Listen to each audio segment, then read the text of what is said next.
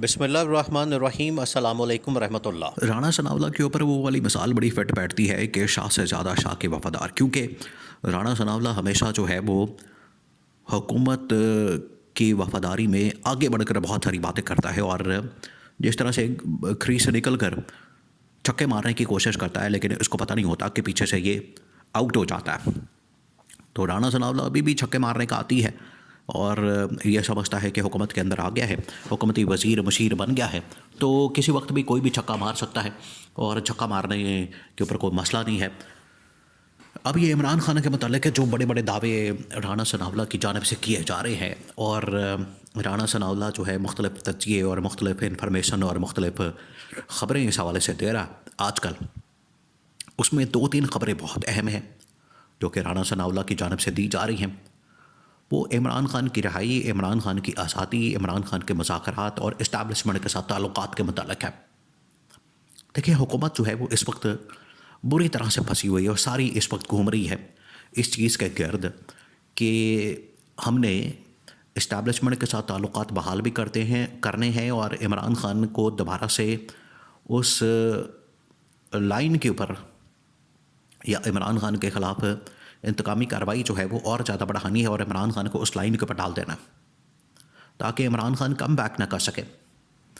क्योंकि ये वाला जो 26 नवंबर का वाक़या हुआ है, 26 नवंबर का जो सान्या हुआ है, 24 नवंबर की जो एहतजाजी कॉल थी, ये तो इमरान खान का इतना बड़ा कम बैक हो गया था, इतना बड़ा कम बैक हो गया था कि हुकूमत तो बिल्कुल ही फारिग हो गई थी।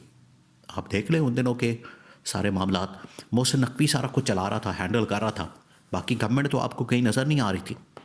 ये तो बाद में 26 नवंबर का वाक़या हो गया, उन्होंने गोलियां चला दी, सब कुछ हो गया, तो बाद में ये थोड़ा सा अपने निकले, जैसे चूहा जो है वो निकलता है अपनी बिलों में से, ये ऐसे ही एक एक करके अपनी बिलों से निकले और बाहर आके फिर उन्होंने आहिस्ता आहिस्ता एक एक करके बयानात देना शुरू किया। अब राणा सनावला ये बात कर रहा है कि एक तो डिफेंस मिनिस्टर के तौर पर ख्वाजा आसिफ जनरल फैज़ हमीद के ऊपर बहुत ज़्यादा बात कर रहा है और ऐसी ऐसी बातें कर रहा है कि जैसे उसने इस्टेब्लिश कर दिया केस कि इमरान खान का 9 मई के मामला में जनरल फैज़ हमीद एक पेज पर थे और इन्होंने जनरल आसिम के ख़िलाफ़ एक फ़ौजी बगावत करने की कोशिश की।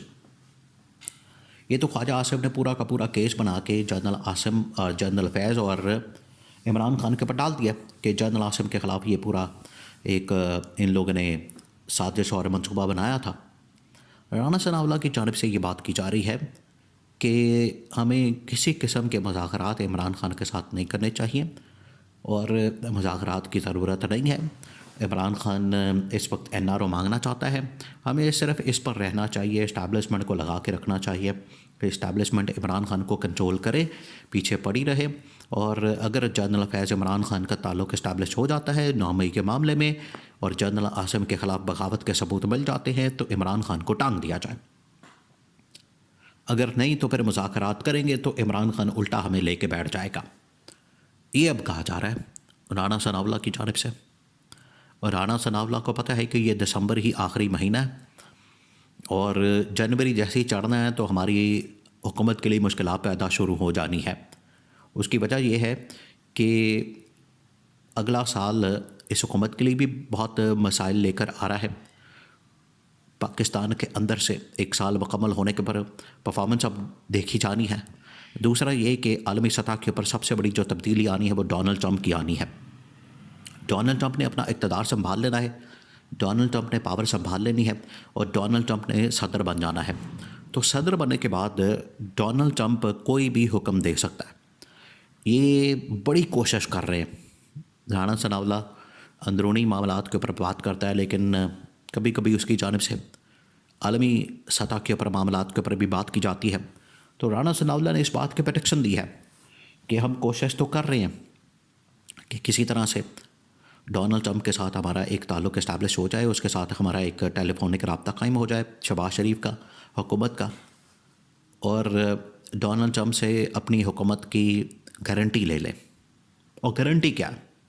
गारंटी सबको पता है। गारंटी ये कि हम आपके लिए तैयार हैं, सारे काम करेंगे, क्योंकि IMF का कर्ज़ा, IMF का लोन और बाकी तमाम चीज़ें जो हैं वो डायरेक्टली जुड़ी हुई हैं अमेरिका के साथ। अगर कर्ज़ा और ये तमाम चीज़ें होती हैं तो फिर ये मामलात आगे चल सकते हैं, हुकूमत आगे चल सकती है। ऊपर से ये मौलाना फजल रहमान की जानिब से जो खाता खोला गया है, और मौलाना इस वक्त शदीद तरीन गुस्से में है, तपा हुआ है कि इन्होंने मौलाना के साथ वादा किया और उसके बाद पीछे मुकर गए।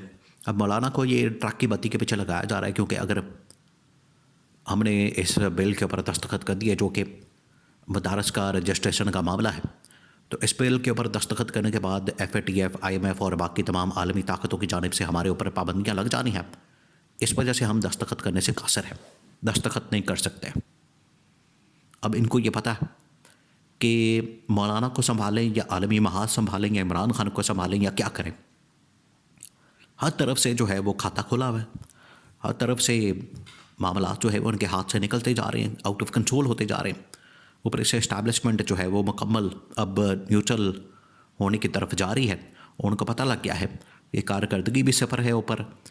दूसरा ये कि इन लोगों ने 26 नवंबर का वाक़या भी हमारे खाते में डाल दिया, तो ये जितनी देर रहेंगे ये हर चीज़ इन्होंने हमारे खाते में डाल देनी। इसी वजह से उन्होंने सुप्रीम कोर्ट से, आइनी बेंच से, जो मिलिट्री ट्रायल वाला मामला है सिविलियंस का, और उसके बाद इमरान खान का रास्ता जो है वो हम मार्क करना है कि इमरान खान का भी हमने ट्रायल करना है। तो इस्टेब्लिशमेंट ने अब सारी चीज़ें अपने हाथ में लेना शुरू कर दी है। उसके अंदर सुप्रीम कोर्ट भी शामिल है और उसके अंदर बाकी इदारे भी शामिल हैं। अब राना सनाउल्लाह के ख़िलाफ़ इसीलिए जब बहुत ज़्यादा बातें की गई और इस्टेब्लिशमेंट के मतलब और बाकी मामलात के मतलब, तो राना सनाउल्लाह को फिर हल्का सा ट्रेलर दिखाया गया। और गुजरांवाला से इसला वो जो ATC है, कोर्ट है इंसदात दहशतगर्दी की, वहाँ से एक राना सनाउल्लाह के ख़िलाफ़ एक फ़ैसला निकलवाया गया और उसके अंदर कहा गया कि राना सनाउल्लाह को गिरफ़्तार किया जा सकता है, राना सनाउल्लाह को पकड़ा जा सकता है। और राना सनाउल्लाह ने फिर उसके बाद सॉरी करके तो वापस हुआ और अपने बयानात वापस लिए। वरना राना सनाउल्लाह को अंदाज़ा हो गया था कि जिस तरफ वो जा रहा है और आगे बढ़कर जो बातें कर रहा है, उसकी वजह से ये किसी वक्त भी फंस जाएगा, पकड़ा जाएगा और उसके ऊपर जो है वो एक्शन लिया गया। तो राना सनाउल्लाह को हल्का सा ट्रेलर दिखाया गया कि बाहर आ जाओ, वरना किसी वक्त भी तुम्हारी गिरफ़्तारी हो जाएगी। और ये जो आजकल का दौर है, इसमें तुम बड़ी बातें करते फिर रहे हो, कभी इस्टेब्लिशमेंट के ऊपर डाल देते हो, कभी कहते हो कि हमारी लड़ाई नहीं है, तो इमरान खान और इस्टेब्लिशमेंट की लड़ाई है।